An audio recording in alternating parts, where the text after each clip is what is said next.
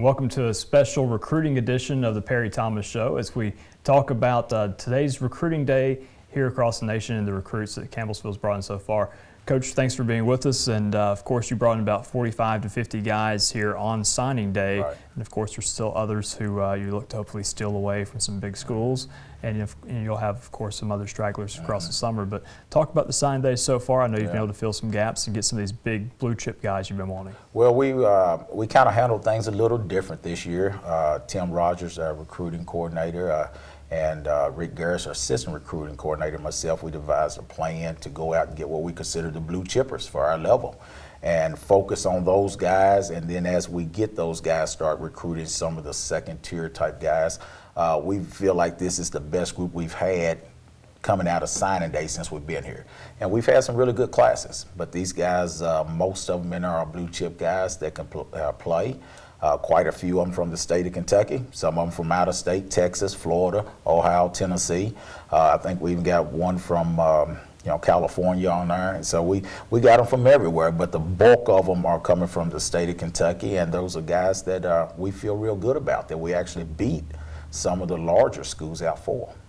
Now, when you look at the holes that maybe have been left on the field through senior and graduation this past year, of course, now you're at the point in your program entering the 5th season where you're not expecting your freshmen to step in and play, even though we had that last year. Talk about how these holes are going to be filled, where these recruits are going to kind of fit into the program. Well, the hope is your freshmen aren't playing as much. You hope that you're beyond that. We have some special guys in this class that will come in and probably making an immediate impact on the field, whether they're starters or backup guys, because some of them are that good. But our first focus was to go out and get a couple of quarterbacks and O-line, and we got a couple of quarterbacks, one that we feel real good about that will come in and compete. I think we signed 5 or 6 O-linemen that we consider blue chip guys.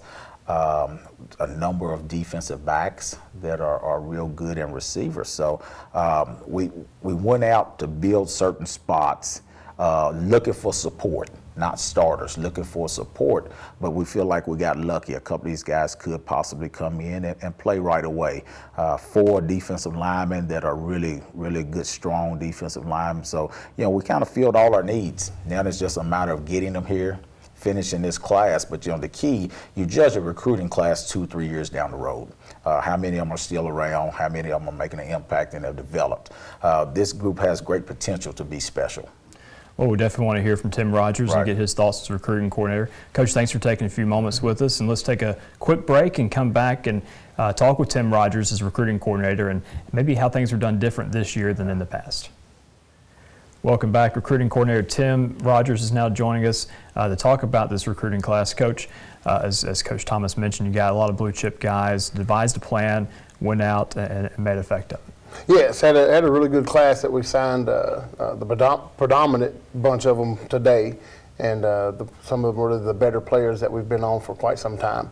Kind of focused in on just a certain amount of kids and specific needs that we knew that we needed to address from what we had coming back with returners and then what we had graduating with seniors. Talk about some of these blue chip guys and what they're going to mean to the program. I don't know if you want to name any by name right now, but maybe some of the positions that you got some of those guys in that are going to be immediate impacts for this team. Well, I think that we've got 2 or 3 guys that could possibly come in and contribute as a true freshman. We've got a big-time receiver out of South Oldham, Jacob Lamb, and then a 6'5", 260, 70-pound defensive lineman from Lafayette. A really nice quarterback from down McNary Central in Tennessee. Another offensive lineman from Northern Kentucky at Dixie Heights. So we've got some kids that we really think that have the ability to come in and impact early, and even out of state. Those are key in-state kids, but we even have an out-of-state kid or 2 that we think that could come in and be an impact in the specialty area. We have a punter and a kicker from Texas that we've signed. That's going to be that we think will be special. Well, as the signing week kind of wraps up here, what are some of the efforts moving forward in this immediate post-signing day recruiting process? The immediate things to address now is tomorrow morning we will sit down and meet and address the any concerns that we have with current progress of our returners, and then see if there's anything that may still be available. There are those kids that will kind of fall through the cracks. and then try to address those needs and see where we're at with some of those guys that may fall through, and then kind of address the scholarship, the limits that we have in that area, and see what we can kind of put together for our next tier of kids that we'll be looking at the next 2 to 3 months. Okay. Well, Coach, any final thoughts on this recruiting class you want to be sure and throw out there? Well, it's going to be an exciting fall. You know, we've got from top to bottom. Coach Thomas says this last year, and as I would, this is the best recruiting class from top to bottom as far as evaluation on film that we've been able to see. You know, they have the highest evaluation grade of any class that we've come in from top to bottom. So that's exciting to know that you're getting, you know, better football players, better quality kids, and we've got kids that we're specifically keeping into the program. You know, and that's going to be pay big dividends in the next 4 to 5 years. All right. Well, Coach, thanks for being with us, and thanks for tuning into this recruiting segment about this year's recruiting class, and thanks again for Perry Thomas and Tim Rogers for joining us today.